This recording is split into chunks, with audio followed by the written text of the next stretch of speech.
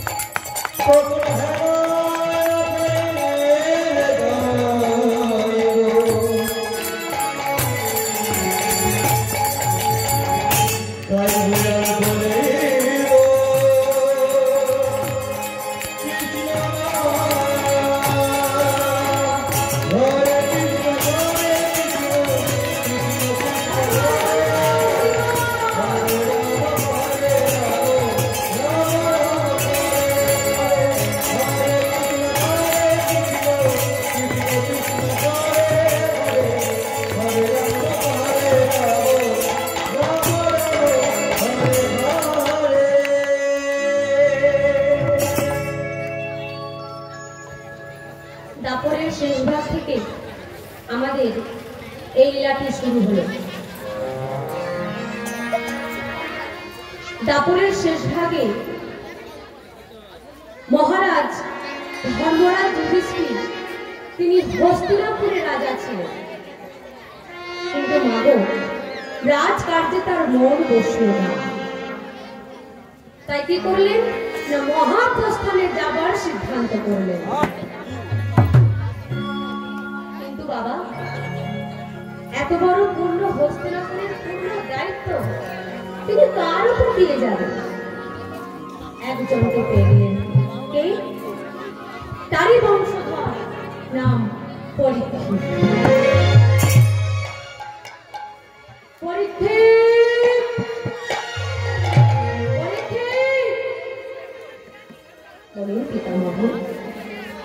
শোনো,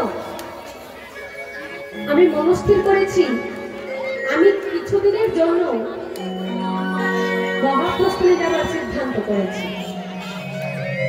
আমি ঠিক করেছি এই রাজ্যের পূর্ণ দায়িত্ব আমি তোমার সঙ্গে অর্পণ করে যেতে চাই। দেখো পরীক্ষিত, রাজ্য যেন ধর্মের পথে চলে, আমার প্রজারা যেন শান্তিতে থাকে। একটা কথা জানবে পরীক্ষিত, প্রজা প্রজা নয়, প্রজা হলো তোমার সন্তান। তুমি ওদের সন্তান মনে করে মানুষের মতো মানুষ করবে। এই রাজ্য ধর্মের পথে চালাতে গিয়ে যদি কোনো অধর্মিক তোমার রাজ্যতে অন্যায় করে, অত্যাচার করে, তাহলে আমি আদেশ দিচ্ছি পরীক্ষিত, হাতে তুলে নেবে তরবারি, প্রয়োজনে সে অধর্মিককে তুমি হত্যা করবে। শিরোধার্য করল পরীক্ষিত, শিরোধার্য করলাম পিতামহ। মহারাজ যুধিষ্ঠির চলে গেলেন। সেই দিন থেকে পরীক্ষিত রাজ সিংহাসনে বসে। এইভাবে 29টা দিন কেটে গেছে। তাই পরীক্ষিত কি করেছে, 30 দিনের শেষ রজনীতে কোথায় চলেছে না শারদীয় পূর্ণিমা রজনী চলেছে কোথায় না সরস্বতী নদীর তীরে। সরস্বতী নদীর তীরে গিয়ে দাঁড়িয়ে মনে মনে ভাবছে, আজ আমার মনে